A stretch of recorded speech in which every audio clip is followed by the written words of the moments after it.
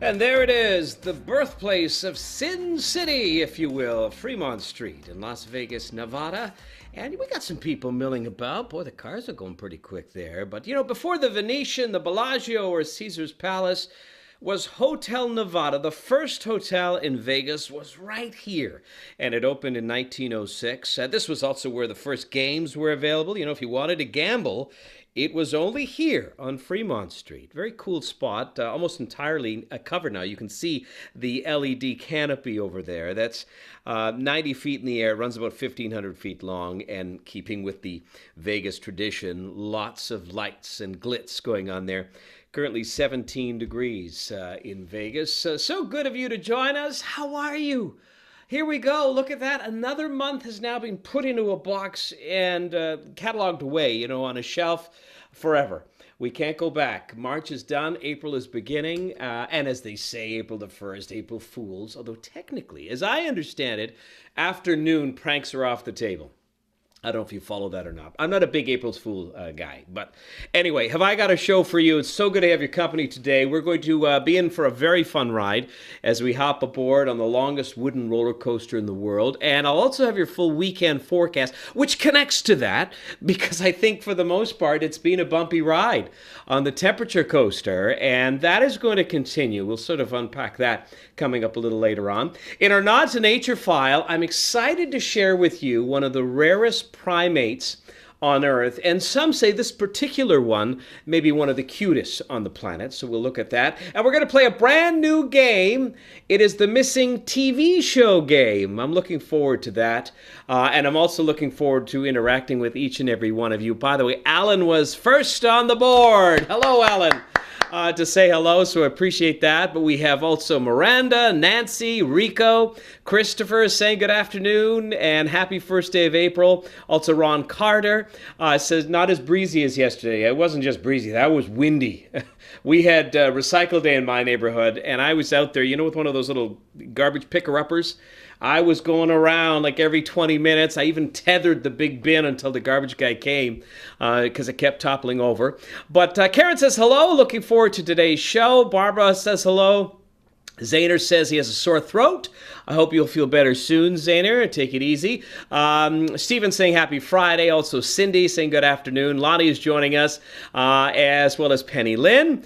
Den and Penny Lynn from Oshawa. Also Margaret says happy snowy Friday. Yeah, it is falling in some areas, that's for sure. Lori says good afternoon from snowy Stainer. And Brenda Sims says happy Friday. Also Andrea from Dorset. Giselle is joining us from Burlington. Moraga saying hello from Halton Hills. Oh, I love Halton Hills. We go there quite often. Lots to see and explore. And, wait a minute. Lori says happy birthday. Have a terrific day tomorrow. Now, who is that to? Who's having a birthday tomorrow? It's not I. And then Jack says good afternoon. Another Friday already passing by so fast, especially the older I get. Well, I think these days, no matter how old you are, it seems to be going pretty quick. And yet at times it also seems to be at a screeching halt, doesn't it? Wendy's joining us. Also, Rico says, don't forget to flip your calendar over to a new page. Yes, you're absolutely right. And Giselle adds, wow, what an opening for today's show. I thought you were there as a joke. Oh, no. Although I am a fan of Vegas. I've been there several times. I have to be honest, right now, with what's going on in the world, I'm not doing any traveling, and the last place I will be is in Vegas with what's going on. But it is a lot of fun, there's no doubt about it. Madeline is saying a wet day in Brampton today, and Cheryl is saying hello from Haley, so it's good to have all of you here.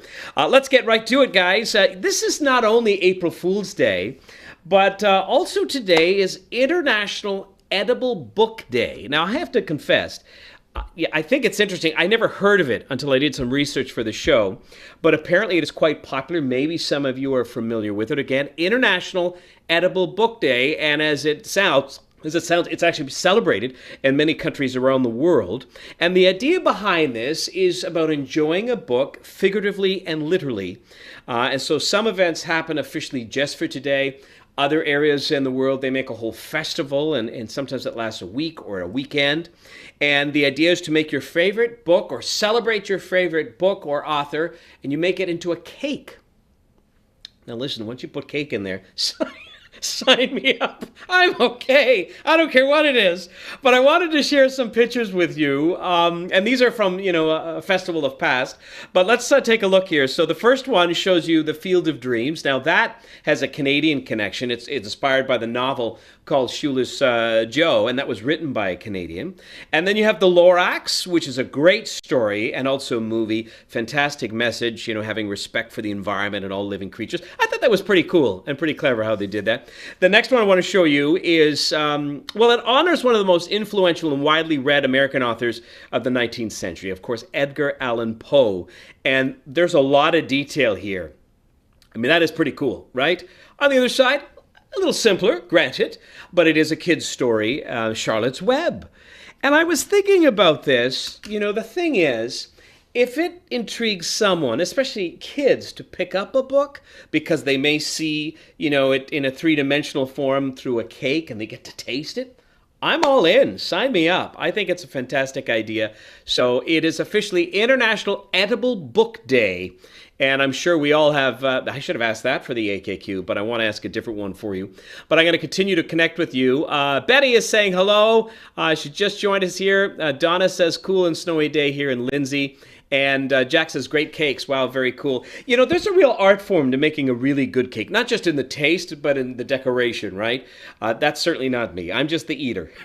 Okay, I will show up, with a napkin and a fork, and I'm in. Sign me up. It's all good.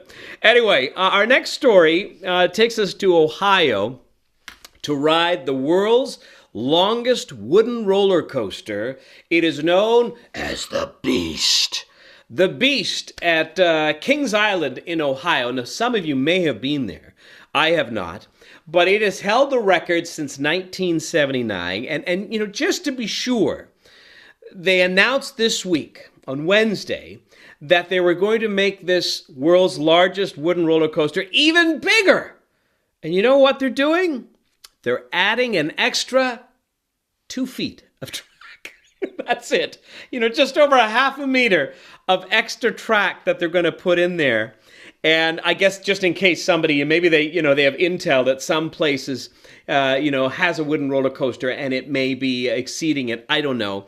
And there's a difference, of course, wooden versus, metal or iron, if you will. But I figured let's enjoy it before it gets even longer. You guys want to hop on and go for a ride here on the world's longest wooden roller coaster. So let's do this, but you got to put your hands up. Here we go. Ready? On the Beast at Kings Island, Ohio, and away we go! Okay, all right, here we go. Climbing up, and away we go! Oh, don't look, oh no!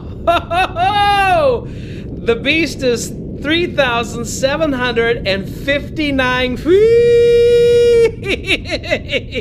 feet. That's over 1,100 meters. And that's minus, of course, the extra 2 feet. And the ride takes over 4 minutes to complete, and it has a vertical drop of 141 feet. That's over 40 meters.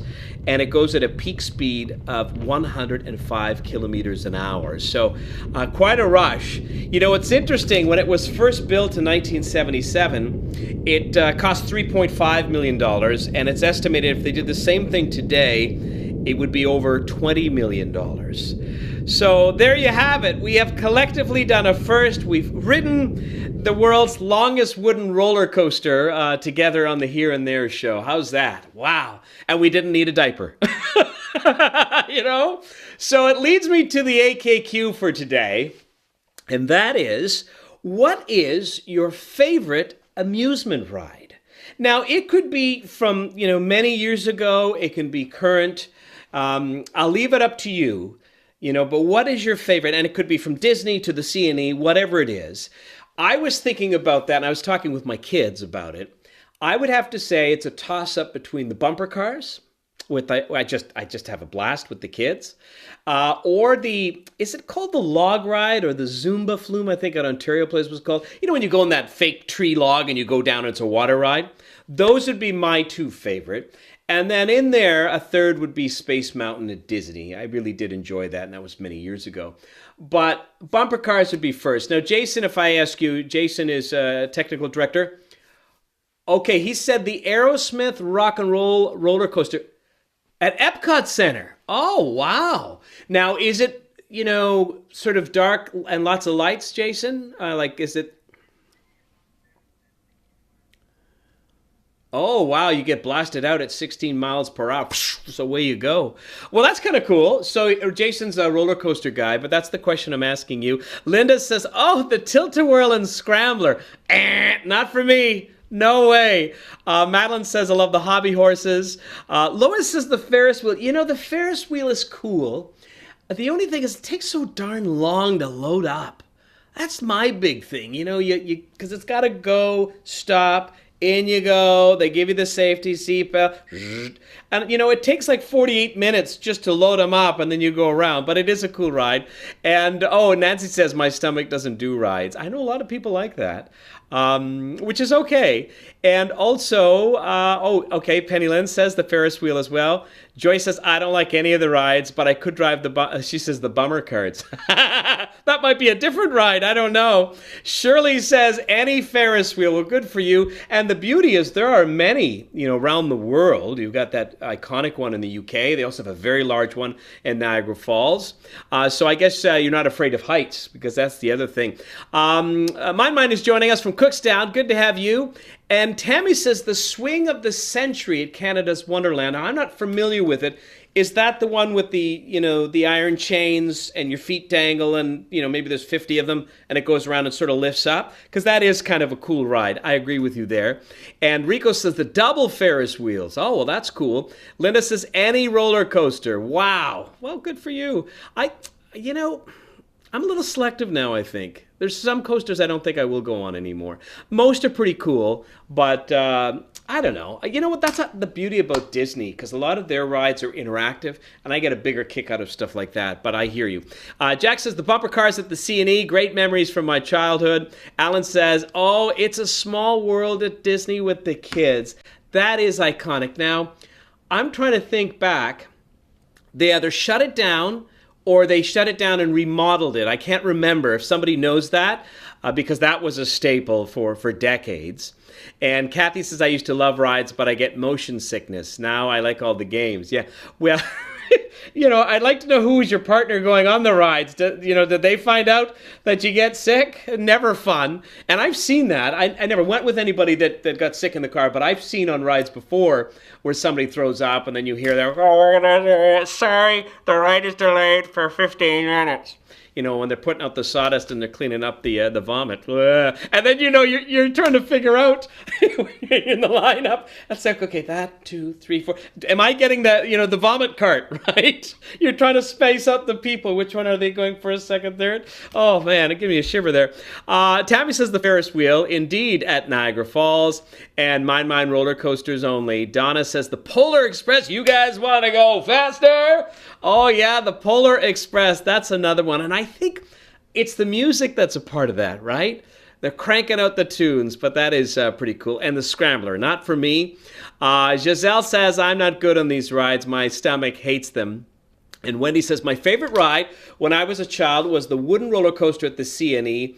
Dad, with my sister and I, squished into the seat together, each on either side of him. He put his arm around us and said, hang on tight. And as soon as it was over, I'm going to make this bigger, he says, you want to go again? You know what? That's a beautiful memory, and I think that's what it's all about. That's for sure. The C&E drop ride and the water slide tunnel in the water parks, yes. That's been kind of cool. Nancy says, was scared of the Ferris wheel as a kid, but I like them now as long as I look at the scenery ahead and not down. Yeah. And I think that's part of the problem. As I mentioned, the load up, you sort of stay static for a while as it, lets another one in and just pivots a little bit and you're like, okay. And Tammy says, indeed, that is the one with the change, with the swing one. So good for you. Also, Zaner says water rides were fun at Disneyland, especially Grizzly River Run. And Catherine says, wow, just joined your wonderful Friday show to see the incredible huge fast wooden roller coaster in Ohio. Too scary for me. My favorite amusement park ride is the Swan Boat ride at Center Island. And then said, happy April Fool's Day. You know what? I enjoy that too, actually. The only thing is it takes too long to get into it. But we've done that with the kids sometimes. And I think that goes along with It's a Small World. It's just a nice experience, right? So thanks for adding that. I like that. Lori says maybe the merry-go-round. Maybe. I enjoy the merry-go-rounds even today. Now my kids are at the point where they think it's for babies. I have a 7 and a 9-year-old. I'm like, listen, Dad wants to go on. Okay, so pick a horse and let's do this. Kathy says, laughing out loud, it never happened on the ride. I just didn't feel too good afterwards. Going back to, getting sick. Kathy also says, I loved It's a Small World after all. And Ron says, talk about vomit after my lunch. Thanks, Anwar. Not. Well, it's all part of the memory, I guess. And Jack says, the zipper from the X. And Kathy Morris says, my favorites are the water rides and the merry-go-rounds. I think the water rides in summer, you're right. It's another element. I remember I think it was at Wonderland. It was the Wild Raft ride, the big inflatable tubes. And you really got wet, so it was a nice break on a hot day, right? But again, I think it's all about having some fun. So unfortunately, I think we have many, many, many weeks before we're able to enjoy some water rides. Let's get into your forecast, guys, and then we'll get into the Nod to Nature and play our brand new game. It's gonna be a lot of fun. If you're like what we're doing here, make sure you send out a parade of hearts and be sure to share and follow the page. But let's get into your forecast. The weather is brought to you by the Big Blue Marble Podcast. Listen along as I feature undeniable stories of our changing planet and the amazing people that are trying to save it. It's available now on your favorite podcast player. Brand new episodes are available at bigbluemarble.earth and also at anwarnight.com. So we have a couple of systems that are going to impact the lower Great Lakes as we get into the national map. One is today, and there's not a lot of energy with it, but clearly much colder air has moved in behind it. I don't need to tell you, we had temperatures in the upper teens across southern Ontario yesterday ahead of that cold front.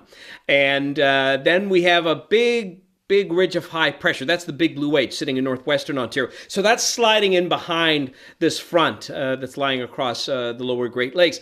It will lock in some sunshine for tomorrow before the other system moves in from the eastern prairies, and that is going to generate some more activity Saturday night. The overall trend, I hate to say it, but we're still going to struggle for the next 10 days or so, trending cooler than normal.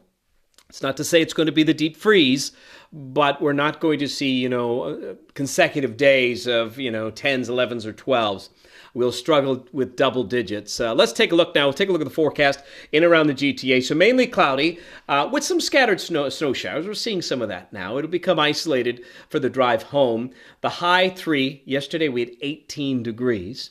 And then mainly clear for the overnight with a low of -3, wind chill of -6. Your sunset time, 7:43. The rest of southern Ontario, we can expect variable cloudiness. There are certainly a few breaks, and not a lot in the sun department, unfortunately, but there are, depending on where you are. And it's scattered snow showers, so as the temperature rises, it's changing over to rain showers. I know Oshawa and Kingston has had light rain through the late morning, and temperatures of 1 to 6 degrees into the overnight, gradual clearing, and cold, no doubt about it. -4 to -9, -9 in Haliburton, -4 in Kingston, -4 in Windsor. And then you have wind chills, -7 to -14 degrees. That is not normal for April, that's for sure. A little piece of the polar vortex, we're starting to see it break off and slide into the region. Now, let's take a look at the 5-day forecast. It will be decent for tomorrow. A lot of sunshine for much of the day. The clouds will start to increase later on in the afternoon, but remaining dry, and 8 degrees. It's overnight Saturday into Sunday where we start to see some of this activity. It'll start off with a mix of wet snow showers early in the morning, not continuous. And then we have another wave of moisture coming in for the afternoon, but the high of 6 degrees. And we should get a break or two in there, but you can see a little bit cooler. And then Monday and Tuesday, mix of sun and cloud as I see it now, 9 degrees, which is not bad, right? So I think that is sort of the territory we're going to be sitting in for at least the next 10 days. We'll have some 6 to 9 degrees But that is nothing exceptional by any means until we see a pattern change later on in this month. So there's your forecast, guys. So Andrea says this weather is keeping the black flies on hold, so I'm grateful for that. Well, okay. Listen, at this point, we'll take any positive, lining, a silver lining with the weather we've been dealing with. That's for sure. And Linda Warrington has been saying it's been snowing in Curtis all morning. And Cindy said, arrived from Toronto. So glad I never missed the whole show. Thanks, Cindy. Always appreciate your company. And my mind says, well, it's good that we're having some sun on Monday. You have the day off. Well, good for you. Laura adds, with these temperatures, maybe it's finally time to take the winter tires off. Yeah, you know what? I think you could do that. I don't think that would be an issue. If you're north of the city in cottage country, probably best to wait because there is a chance we could get still some lake effect. I don't have to tell those who live in the area, you know that. You probably keep it on until June, right? But for the city, I think you'd be safe to get them off. I don't think there'd be a problem with that. All right, so guys, I want to start up a new game here. And we sort of readapted from another one, but I think we'll have a lot of fun. It is officially the Missing TV Show game. So, you guys ready to do this? All right, let's make it official. Let's kick in the music, and let's get busy. And as per normal, whenever you're responding to some of these answers, I need you to put the number next to your answers, so number 1, 2, 3, or 4, so we know which one you're responding to because there is a slight delay. But I'm going to read you an iconic line from a hit TV show, and it could be any show, old or new, and you tell me the TV show it is from, and again, put the number of the question next to your answer. So, question number 1, you ready for this? Oh, you know what, before we do that, let's get comfy. Let me move over into the couch so we can really enjoy some TV time together, right? So we'll just slide on down and this is my favorite couch, by the way. You know when you got that couch where you just feel really, yeah, that's good. Okay, here we go. Question number 1. No soup for you. No soup for you. Name the TV show that line comes from. This is a huge show, or was. No soup for you. That's question number 1. We're playing the Missing TV Show game. You tell me which show it comes from. And it's funny, the history on this episode, Kathy's on the board saying for number 1, Seinfeld, also Wendy, Cindy, and Narita, Lois adding in Seinfeld, Kim, Madeline, Rico, Cheryl, Alan, Lynn. Okay, am I making this too easy? Yes, indeed. The answer is it came from Seinfeld. It was the episode where they have the soup Nazi, right? And what's interesting, it's based on a real-life character, by the way. He's a real-life owner of a soup kitchen in Manhattan, and he had a bit of a temper, and that's where the episode came from. And what's interesting is that when the crew, the cast, Seinfeld and, Kramer and all them went down there, Julie Dreyfus, who played Elaine. So they all went there for lunch, and apparently the owner was really upset with them. He says that you've ruined me. And they offer an apology, and apparently he kicked them out. That's the story behind it. But that is question number 1. Good for you. Okay. And Jack did not know it was from Seinfeld. It's still to this day, a very popular show in reruns. Question number 2, though. Let's get to it. Okay, here we go. Is that your final answer? This is question number 2. Is that your final answer? And what is your answer for question number 2? Name the show that this came from. Question number 2. Is that your final answer? And you will hit yourself when it comes to it when you find out, because this also was a huge show. It was hosted by someone that I just think was, he was just a magic man. He had all of these attributes. He knew how to connect with people. And is in the history books, having one of the most successful, longest TV careers. Excuse me. All right, so let's get to the boards here. I'm going to scale back here. So Kathy Murray says number 2, Who Wants to Be a Millionaire? Don says Jeopardy. Madeline says Jeopardy. Cheryl says Who Wants to Be a Millionaire? Angelica says Jeopardy. Linda says Millionaire. Lonnie says Jeopardy. Wendy says Who Wants to Be a Millionaire? So does Christopher. $1 Million Pyramid, Christopher says. And Tammy says Jeopardy. So does Lori and Karen. Although a little bit of a typo, you called it Keeperty. That's okay, I got it. Linda says Who Wants to Be a Millionaire. Cindy says Jeopardy. Jack says Who Wants to Be a Millionaire, as well as Rico. Narita says that too. Alan adds that. Donna says Jeopardy. And Giselle says Millionaire. So does Shirley and Shar and Kim and Pat O'Brien. Olivia says The Weakest Link. Oh, now it's getting interesting. Ermina says Who Wants to Be a Millionaire. Penny Len says Jeopardy. And, Zaner, you can't do this. You can't say it can either be Millionaire or Jeopardy. That's not your final answer. You got to choose one. And Andrea says, yes, Regis was a master. The answer is Who Wants to Be a Millionaire? And, it's interesting because, you mentioned that other show, and I believe that they did incorporate that. Is that your final answer, if I'm not mistaken? What was the one that you said? I'm going to go back here now. Just bear with me. There were so many. Oh, Everybody Loves Raymond, somebody said for the first one. Okay, I can't find it, but was it $1 Million Pyramid? No. So, yeah, Regis, I mean, he just knew how to do it. And to circle back on what the show was about, of course, the premise was you had these lifelines. You could do the 50-50 option to eliminate 2 of the 4 answers. You could ask the audience, or you could phone a friend. And it was that signature, is that your final answer? And, sadly, he died a couple of years ago, but I was thrilled I had a chance to meet him while co-hosting on Canada AM. He was a guest there. I think he was doing a charity tour of some sort. But he really knew how to connect with people. And in many ways, I tried to sort of see how he did things, because I think he was just a master. He knew how to tell a great story. He knew how to have some fun. He knew how also to really just orchestrate this magical moment. If you spent time with him on whatever show, whether it was Kelly and Regis, whether it was the game show, or even going back prior to that, he was just, oh man. So very sad that we lost him, but very cool. And congratulations to those who got that correct. And we had many people, so this is good. I'm going to have to, Karen says, haha, my glasses were off. I may have to make, we play this game again, even trickier, the questions. Let's go to question number 3. This one you may have to, well, I better not give any more clues, but here it is. Question number 3. What you talking about, Willis? Question number 3. What you talking about, Willis? Name the TV show that famous line is from.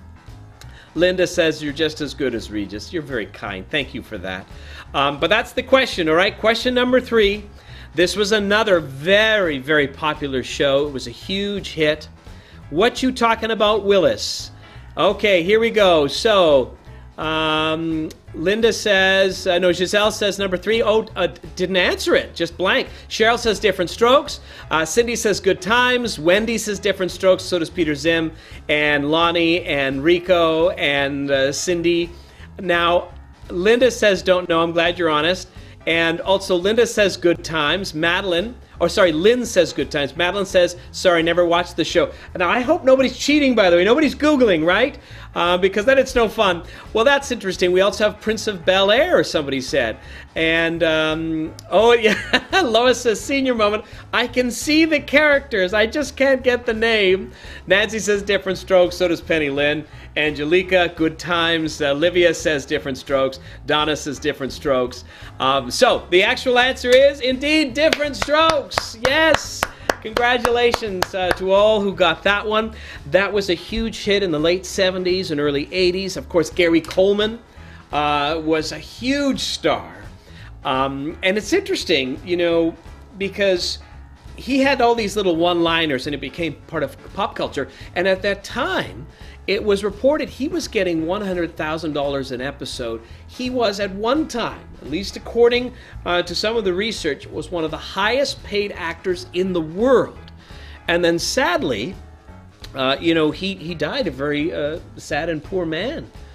He sued his adoptive parents and manager because apparently he amassed some $18 million but had less than $200,000 at the end of his career, and he sued, and he did win the judgment, but didn't get much money. And from there, he actually tried to do working as a security guard. It's a very sad story, and I sometimes think, kids in Hollywood, and they're trying to change that. It can be a very cruel business that way. There's a lot of people that can take advantage of you, and I think that's a part of it. In fact, that whole series, really, if you go back, the one who played the daughter or the sister, she had a very troubled past with drugs. And then you had, what is it, Todd Willis? No. What was his name? Todd Bridges. Todd Bridges, that's right.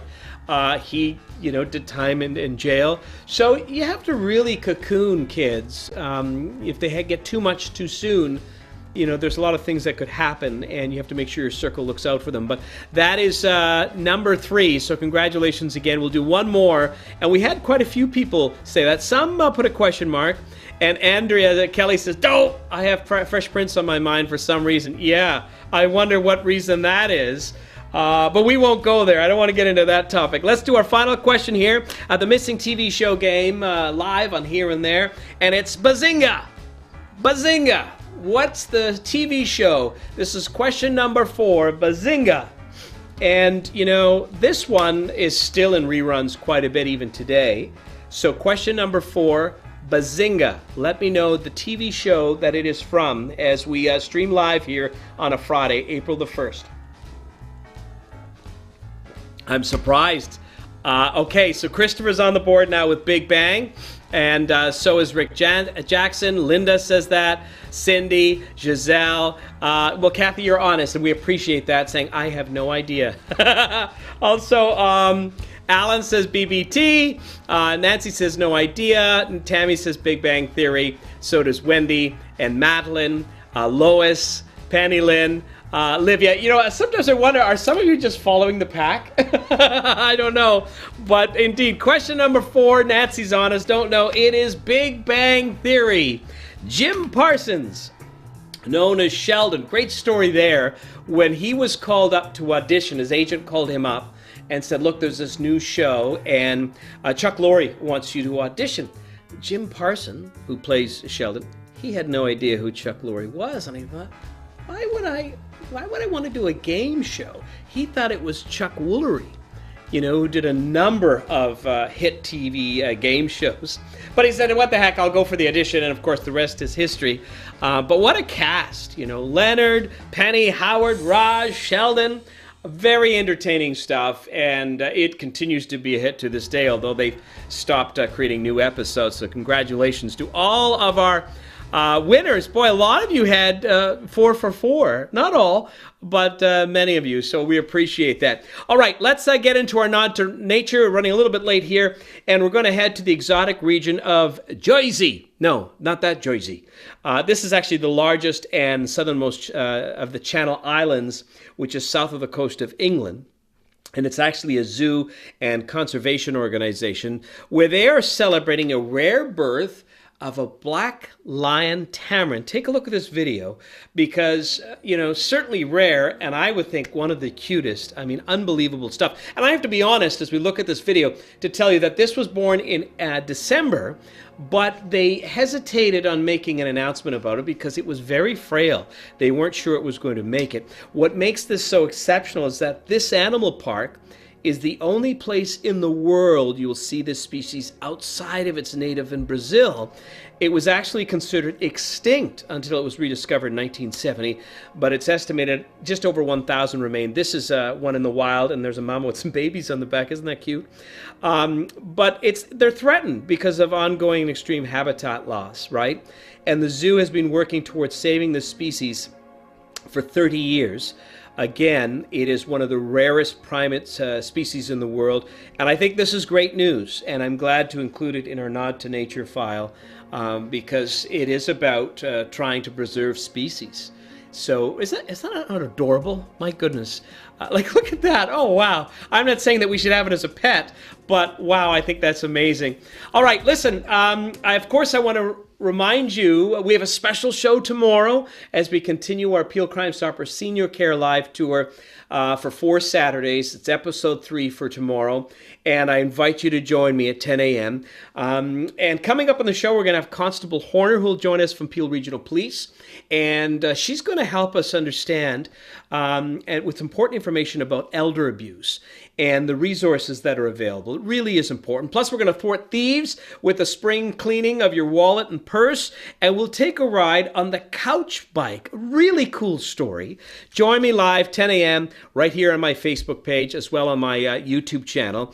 And please share this. You know, my goal is to have some fun and also relay some important information that will make a difference. You can also get more information at peelcrimestoppers.ca. So we look forward to having your company tomorrow at 10 a.m. And on that note, my friends, we're going to wrap it up. I want to thank you again for your company today. I always enjoy the time we spend together on a Friday, and I hope we'll do it again for tomorrow. If you like what you're seeing, please continue to give me the hearts. In the Facebook gods, that weighs a lot. And be sure to follow my page and share it. Let's continue to grow and connect.